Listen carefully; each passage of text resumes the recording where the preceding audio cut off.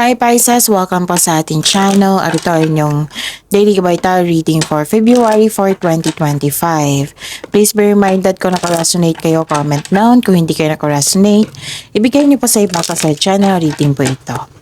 This is for you Pisces ngayong February 4, 2025.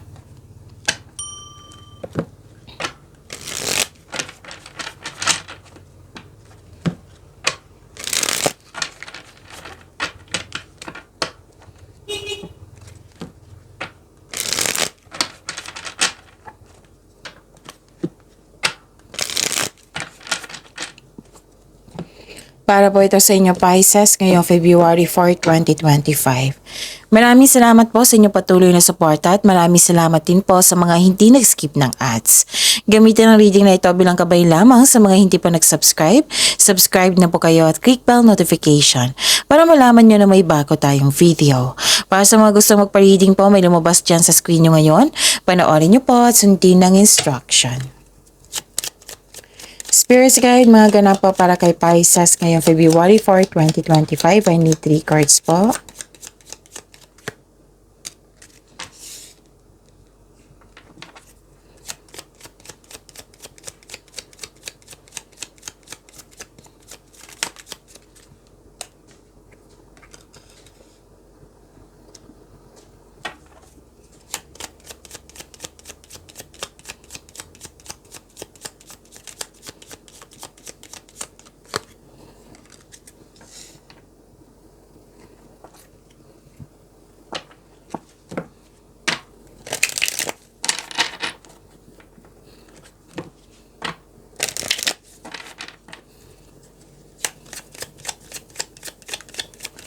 Spirit Guide, mga mensahe po para kay Pisces ngayong February 4, 2025. I need 2 cards po.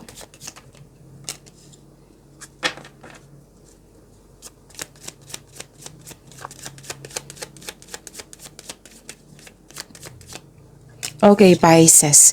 Ngayong February 4, 2025, makakatanggap kayo ng good news. So, claim nyo tong good news na ito. This is change for the better. Pwedeng in-announce mo ito sa grupo ng tao, itong news na ito, at nagulat sila. Nakita ko rin dito yung paglilipat mo sa malayong lugar or bibigyan mo ng aksyon yung matagal mo ng plano. Nakita ko rin dito, Pisces, na makakatanggap kayo ng balita na nanganak, buntis, kasal, ikakasal. Okay? And may malaking influence ang isang lalaki sa araw na ito. Maaaring siya yung nabigay ng sakit ng ulo sa inyo or happiness sa inyo. Nakita ko rin dito nagkaroon ng hardship. You felt guilty, you felt sorry. Nagkaroon ng sacrifice. Pwede na nahihirapan ka sa paggawa ng desisyon. Okay? So step forward now and sing your song. There is power in finding your voice. So move forward. Pay attention to your dream time. Messages of guidance are drifting in. Spirit's Guide, ano po yung energy ni Pisces ngayong February 4, 2025?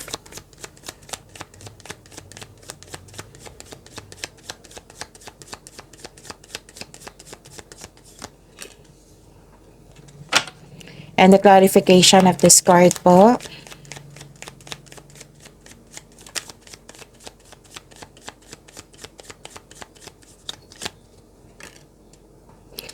Okay, kung may narinig kayo, may nakita kayong repeating message, meaning po niyan, pinupush ng cards niyo kasi ang ilan sa inyo hindi pa binigyan ng atensyon. Na kung maaari din po, bigyan niyo po ng solusyon at aksyon. Remember, Pisces, at the end of the day, alam mo na ikaw lang taong may kakayahan at responsable na gumawa ng sarili mong katotohanan at kinabukasan.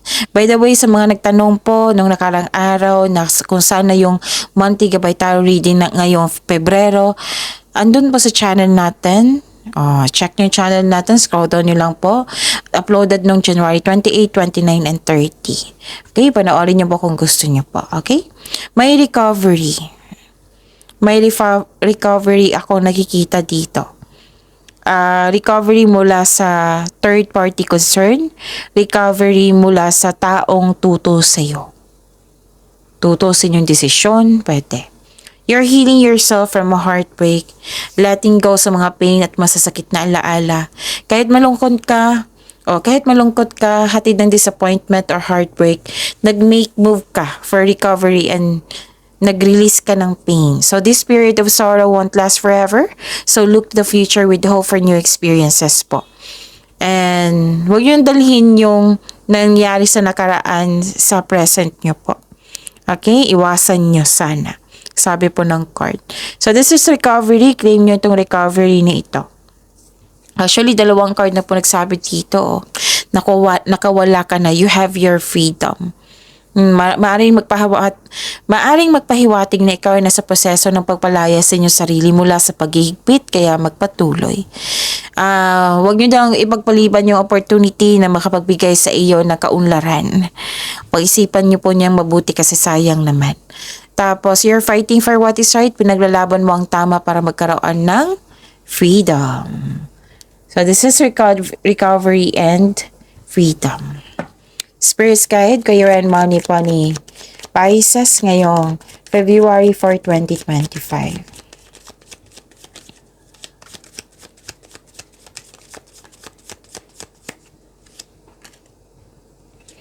And the clarification of this card po.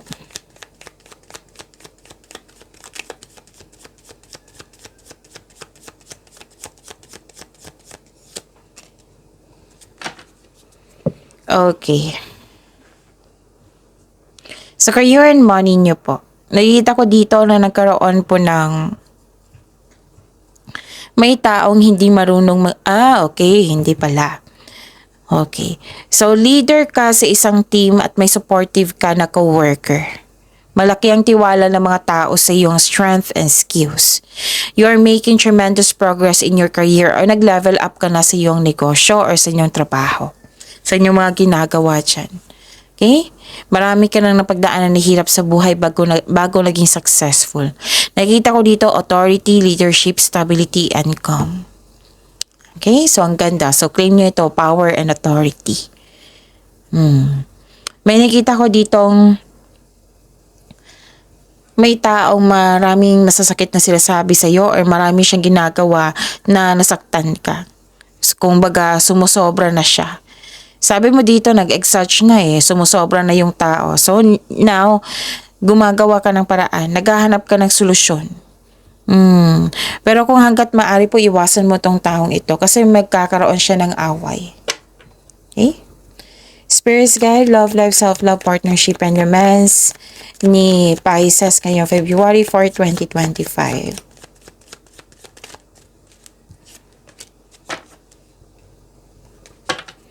And the clarification of this card po.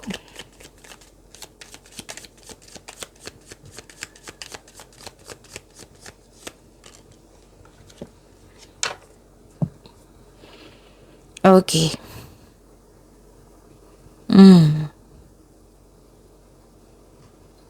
Maraming salamat po sa patuloy na tiwala, suporta sa ating channel. At maraming salamat din po sa mga hindi nag-skip ng ads. May gusto makipagkita sa iyo. Aggressive yung energy niya. Makulit. Makulit po siya. Nararamdaman ko ang kanyang energy. May gusto makipagkita sa inyo ngayon. Yung now na. Ganon. Sobrang kulit nito. Aggressive. Gusto niya makuha yung gusto niya. Ganon. Masunod yung gusto niya. So this is your past person. Pwedeng ex mo ito. Pwedeng kaibigan mo ito na malapit sa iyo. Basta malapit sa iyo. Gusto niyang humingi ng tawad. Nung nakarang araw pa to parang lumabas ito sa Monthly Gabay Tarot reading niyo. So check niyo. So, may nakita rin ako dito na hindi ka kontento sa status mo ngayon. So, sabi ng card dito, there is something better for you. Kaya itong disappointment na ito is temporary lamang. Nakita ko dito na lagaan mo yung sarili mo. This is very good, Pisces. Ang ganda. Nakita ko dito yung abundance and success. Sa mga single, the advice is allow yourself to receive love and acknowledge that you can attract romance by loving yourself first. Kung hanap mo green flag, dapat magsimula ito sa atin by loving ourselves first. Sa mga buhay mag-asawa, sa mga may relasyon dyan, fertility nakikita ko dito. So kung ayaw nyo mabuntis, then use protection. Okay? Yes, nakita ko talaga dito na fertility. Ano to eh, may buntis, pagbubuntis, ganun. Pwedeng may pagbubunga na mabuti ang parating. Pwedeng bagay or pagbubuntis po. So, remember to practice self-love. Okay? Ano pa? Yun. Pagyamanin niyo po yung blessings na binigay sa inyo. Pisces, see you tomorrow. Please like, subscribe, and click po button for notification para updated po kayo sa daily tarot reading natin. Maraming salamat po.